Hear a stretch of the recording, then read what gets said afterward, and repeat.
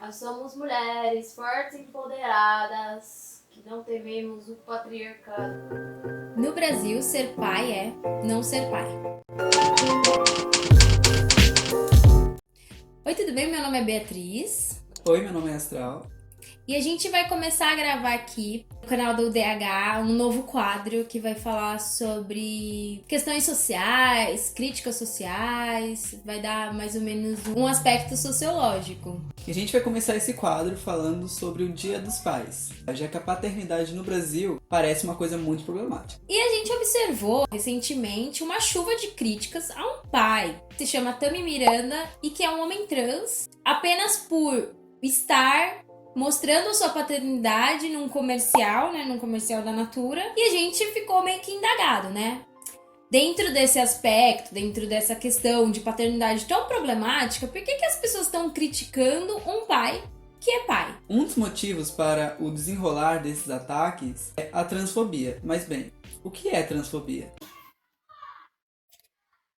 Espero que isso não apareça no vídeo. A transfobia são atitudes ou atos que menosprezem, reprimam, exponham ou humilhem pessoas que não se identificam com o padrão de gênero imposto. E esse padrão de gênero a gente pode explicar que é o padrão de gênero biológico, né? Que a gente chama de sexo. O órgão sexual e todas as condições por causa desse órgão que a pessoa nasceu, mas que a socialização de gênero é uma coisa diferente do sexo, né? Não é porque você nasceu com piu-piu que você vai usar azul, e não é porque você nasceu com a laricinha que você vai usar rosa. Então, isso é realmente um padrão imposto, né? Tanto o jeito masculino de ser, quanto o jeito feminino de ser também. E esse padrão imposto e cobrado de gênero pelas outras pessoas parece bem ruim. Um estudo feito pela Journal Pediatrics, que entrevistou adolescentes tanto trans quanto não, mostra que 14% desses adolescentes já tentaram suicídio. E o grupo mais fragilizado deles era o dos homens trans, onde 50% deles já tentaram se matar. Então, assim, é uma questão muito forte mesmo. A transfobia não é uma questão tão simples, e também isso é uma coisa para um outro vídeo, né? Porque a gente vai falar sobre transfobia em um outro vídeo, somente sobre isso, para abordar essa questão que é muito mais profunda. Mas voltando aqui para paternidade, a gente também trouxe aqui uns dados para mostrar o que é paternidade no Brasil. Então, Ai, esses homens estão me irritando, sério. Eu posso jogar uma pedra? Acho que não. Tá jogando alguma coisa, né? Ai, não, você tava com vontade. A gente trouxe alguns dados aqui para mostrar o que é a paternidade no Brasil, né? Então, aproximadamente 5,5 milhões de brasileiros não possuem registro paterno na certidão de nascimento. Quase 12 milhões de famílias são formadas por mães solos. O número de lares brasileiros chefiados por mulheres passou de 23% para 40%, ou seja, quase a metade, entre 1995 e 2015. E entre 2005 e 2015, o número de famílias compostas por mães solo subiu de 10,5 milhões para 11,6 milhões, ou seja, né, subiu mais de 1 milhão em números totais. E assim, falando também sobre os pais que não abandonaram, né, sobre os pais presentes ausentes, a gente também trouxe alguns dados, que são, por exemplo, as mulheres que trabalham fora de casa, elas dedicam 18,1 horas semanais às tarefas da casa. Filhos, idosos e todas essas coisas que a gente sabe bem. E os homens desempregados ou inativos, eles dedicam apenas 12 horas semanais. Ou seja, um homem que nem está trabalhando, ele dedica 6 horas a menos por semana de tarefas domésticas do que uma mulher que trabalha, né? E a gente pode falar os outros números, que a média para homens empregados é de 10 horas semanais, e que já para as mulheres que são desempregadas é 23 horas semanais. Ou seja, as mulheres que detêm toda a responsabilidade dos afazeres domésticos e logo dos cuidados dessas crianças, né, desses filhos. E com esses dados podemos ver que a paternidade brasileira se coloca omissa, onde o pai tem escolha entre abraçar essa paternidade, abraçar a criação do filho ou não. Porque a própria paternidade já coloca essa escolha entre ser pai ou não ser pai. Isso a gente chama de privilégio, porque privilégio é você poder escolher. É sim uma questão de poder, é sim uma questão de dominação, de domínio, claro que é. Só que o privilégio é muito mais uma questão de escolhas, né? Esse é um grande privilégio que as pessoas que estão numa posição de poder têm. Quer dizer que as pessoas privilegiadas não sofrem? Ou que as pessoas privilegiadas, a gente tá xingando as pessoas de privilegiada, né? Privilégio, nossa, eu não sou privilegiado. Se eu trabalho na empresa do meu pai é porque eu mereci. Meu pai é sim empresário. Trabalhei sim com o meu pai. E se eu continuei trabalhando com ele, foi porque eu mereci! Se eu tô onde eu tô, é porque eu mereci! Porra! Não tenho culpa se ela não tem um pai que oferece emprego pra ela! Será, né? Ou que é só essa questão de escolha. Eu vou dar um exemplo aqui pra vocês, que eu acho que fica mais fácil entender o que eu quero dizer, o que a gente quer dizer com isso. Que é, eu posso ser rica, eu vou deixar tudo, morar, sei lá, no meio do mato, sem internet, sem acesso à internet, sem comida chique, sem restaurante, sem roupa, vivendo, sei lá, sabe, de uma maneira Como um animal. simples, como um animal selvagem. De maneira simples, e eu escolhi isso. Mas se eu não quisesse escolher isso, eu poderia viver normalmente e teria minha internet, minhas roupas de luxo, meus restaurantes e blá blá blá, né? E uma pessoa que é pobre, muitas vezes, às vezes não tem herança cultural, não tem herança financeira, não tem acesso à escolarização, é pobre, não tendo acesso a essas coisas, vai continuar sendo pobre, ela não pode escolher. Ela vive naquela situação por uma simples questão de que aquela é a única possibilidade que ela tem ali. Não que as pessoas que não são privilegiadas não têm nenhuma escolha, mas a gente precisa entender que a gente tem as escolhas dentro dos limites sociais, dos limites da posição social que você está inserido, né? Dentro de um sistema muito maior do que você, que já estava aí antes de você nascer. Então, no Brasil, ser pai é escolha. A sociedade pode até sugestionar, né, papéis de gênero onde o pai é o provedor,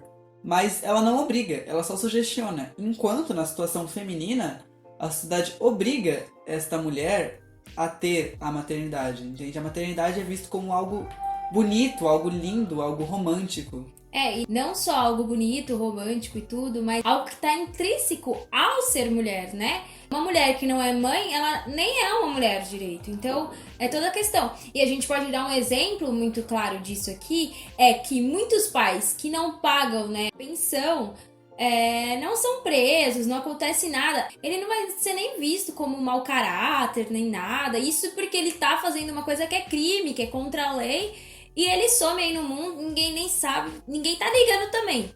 Muito difícil, né, acontecer. Hoje em dia, a nossa lei ainda é um pouquinho mais pesada, mas a sociedade, ela não reprime esse homem, entende? Ele continua tendo as vivências, ele continua indo pra balada, ele continua namorando, ele não vai perder o emprego porque ele não pagou pensão.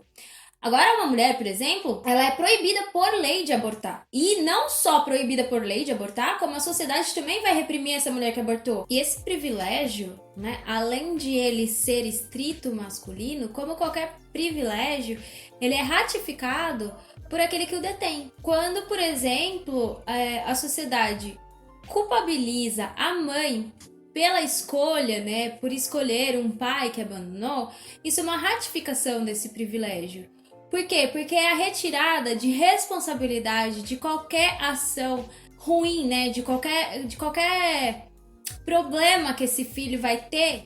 E isso, né? É só quando a gente tá falando de prover, né? De ser mais a questão financeira. Porque, na verdade, a questão emocional não tem dano algum ao homem. O homem que ele abandonar afetivamente, isso acontece até com um pai presente, ele não vai ser reprimido de nenhuma forma na sociedade. E agora, a mãe que às vezes deixa o filho com alguém ou na creche pra trabalhar, essa mãe vai ser super reprimida. Isso se ela tiver um trabalho, né? Porque quando a pessoa é mãe, já implica que a pessoa vai ter, né, vai ter que cuidar tanto daquele filho, vai ter que dispor de tanta energia para cuidar daquele filho, que os empregadores decidem não empregar esse tipo de pessoa que é mãe. Mas tá bom, e o que o Tami tem a ver com isso, né? O que um homem trans tem a ver com toda essa questão de privilégio e paternidade? Acontece que quando um homem trans que tá de alguma forma reivindicando uma posição de privilégio que é colocada biologicamente pela sociedade, porque as nossas posições de privilégio no sistema capitalista, no sistema vigente, né, em que a gente vive, são de hereditariedade, porque é passado de pai para filho, assim como herança. Se seu pai é bilionário, você será bilionário. Se você é miserável, se seus pais são miseráveis, você será miserável. Da mesma forma, a questão de raça, o racismo é passado de pai para filho, porque é uma herança genética, né? A cor é por causa que eu tenho um pai ou uma mãe, ou os dois pais que têm essa mesma cor. E da mesma forma, o gênero imposto, né? Porque é no sentido biológico. Você nasceu com determinado órgão sexual, você nasceu com determinadas características que fazem que você seja socializada de determinada forma. Então, na nossa sociedade, é meio que tudo biológico. E aí, essa pessoa, ela tá reivindicando uma posição social fora da lógica biológica. E o que acontece, né? Por que a sociedade acha isso tão ruim? E não só os homens, né, que têm esse privilégio e que estão nessa posição de poder, mas até mesmo algumas mulheres, porque as mulheres também reproduzem o sistema da nossa sociedade. Aqui a gente está falando sobre um sistema. Que acontece que quando um homem trans assume um papel, né, em que os homens cisgêneros têm a oportunidade de poder escolher não assumir, ele tá meio que competindo, né, de uma maneira igual, de igual para igual com esse homem. E isso vai trazer, tipo assim, uma desestruturação para esse sistema. Esse sistema vai dar uma balançada. Por quê? Por vários motivos. Primeiro, porque quando uma pessoa que assume aquela posição não biológica, né? Assume essa posição bem feita, de uma forma muito bem estabelecida, aquilo demonstra que o quê? Que essa posição não é biológica. E isso é muito ruim pro privilégio masculino, né? Como pros outros privilégios também. Pro privilégio de cor, pro privilégio, né, de classe. Por quê? Porque Deus me fez assim, Deus quis assim, né? A mesma questão de tipo assim, eu sou rei, sou rainha, porque o meu pai e a minha mãe eram rei e rainha, e aí a coroa foi passada, é uma herança. Esse privilégio continua sendo uma herança que é passado geneticamente, né? Se Deus quis assim, se um ser supremo, uma divindade quis assim, quem é você para dizer que você pode assumir esse papel?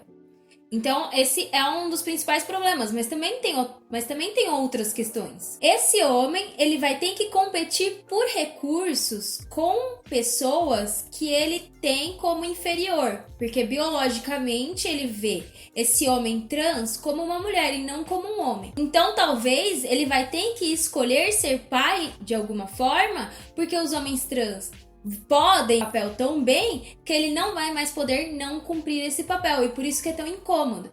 Por exemplo, quando um homem se sente super humilhado porque, sei lá, é trocado por uma mulher, né? A mulher dele é bissexual ou era lésbica, não sei, e troca o homem por uma mulher. E aquela mulher, na cabeça dele, no imaginário dele, não pode cumprir uma função sexual que ele cumpre. E que ele cumpre tão bem, né? Digamos assim. Por quê? Porque ela, biologicamente, na cabeça dele, ela não tem os requisitos ou as ferramentas básicas para cumprir aquela função sexual. Então, como é que ele vai competir com uma pessoa que ele acha menos? Então, ele vai ter que agora achar onde é o clitóris? Porque o X da questão é que ele acha que ele é o único que tem a capacidade de cumprir esses requisitos. Em vista de tudo isso, a gente pode perceber que a sociedade prevê papéis. Isso acontece em todas as sociedades. Mas a gente tem que pensar, esses papéis são justos? Muitas vezes não, mas a gente precisa entendê-los para melhorá-los. e transformá-los. Que é exatamente o que a gente consegue para transformar a nossa realidade. Como eu tinha dito antes, o ser humano ele tem as escolhas dentro dos limites sociais, né? Que aquela posição que ele está inserido, aquele indivíduo está inserido, vai prescrever, digamos assim. E aí, quando a gente se volta para nossa sociedade, é importante a gente entender o papel do pai. Né? Obviamente que a gente tá falando do papel do homem aí, e que esse papel do homem, o papel masculino, de privilégio, essa posição de privilégio, de escolha, ela realmente tá ligada ao papel do pai. Mas a psicanálise, por exemplo, ela explica um pouco do papel do pai, né? Na teoria psicanalista, o pai, ele tem um papel de separar o filho da mãe, porque quando a criança nasce, ela é quase que uma extensão da mãe, né?